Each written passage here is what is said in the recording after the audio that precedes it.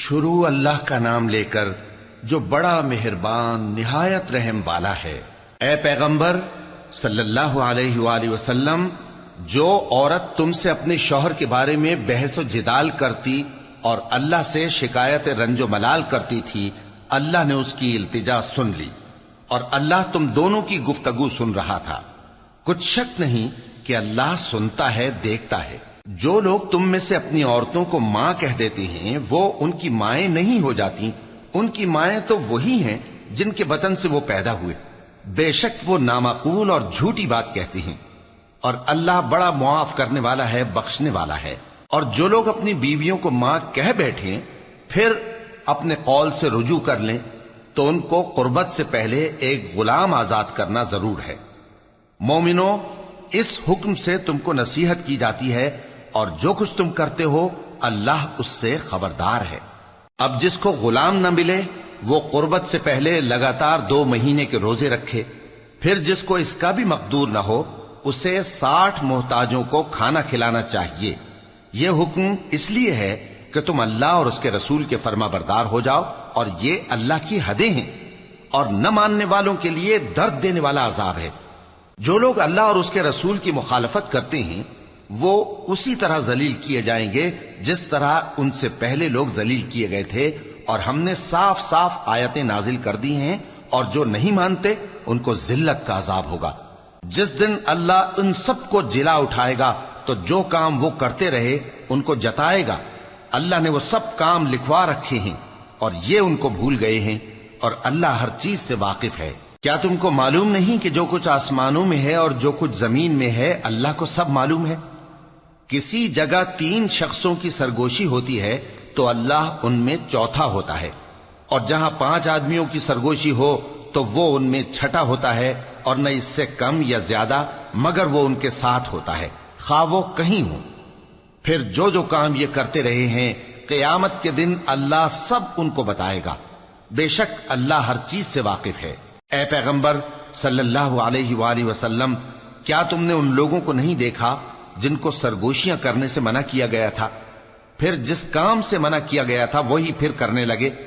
اور یہ تو گناہ اور ظلم اور پیغمبر صلی اللہ علیہ وآلہ وسلم کی نافرمانی کی سرگوشیاں کرتے ہیں، اور جب تمہارے پاس آتے ہیں تو اللہ تعالیٰ کے بتائے ہوئے الفاظ کے بجائے دوسرے الفاظ میں تمہیں دعا دیتے ہیں، اور اپنے دل میں کہتے ہیں کہ اگر یہ واقعی پیغمبر ہیں تو جو کچھ ہم کہتے ہیں اللہ ہمیں اس کی سزا کیوں نہیں دیتا؟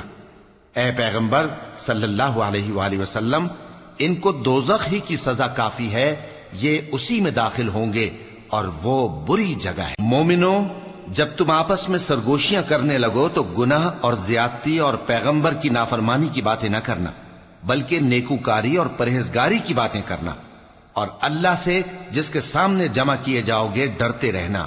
منافقوں کی سرگوشیاں تو شیطان کے اکسانے سے ہیں، جو اس لیے کی جاتی ہیں کہ مومن ان سے رنجیدہ ہوں، مگر اللہ کے حکم کے سوا ان سے انہیں کچھ نقصان نہیں پہنچ سکتا۔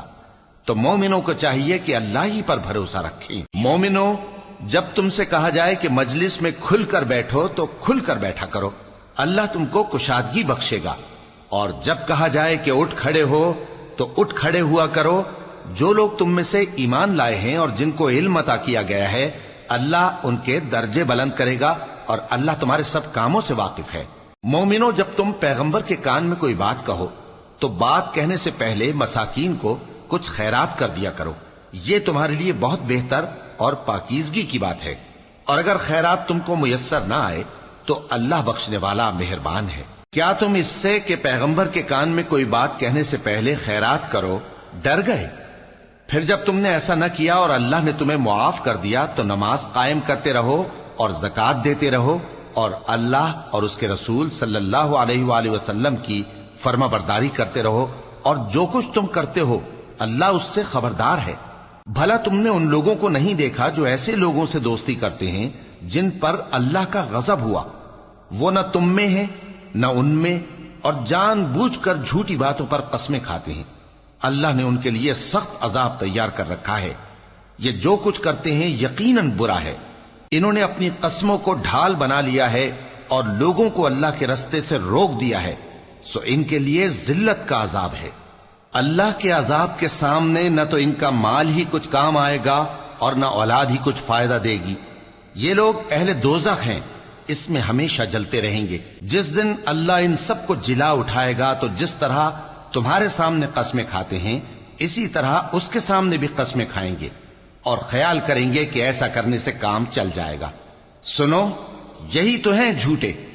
شیطان نے ان کو قابو میں کر لیا ہے اور اللہ کی یاد ان کو بھلا دی ہے۔ یہ لوگ شیطان کا ٹولہ ہیں، اور سن رکھو کہ شیطان کا ٹولہ ہی نقصان اٹھانے والا ہے۔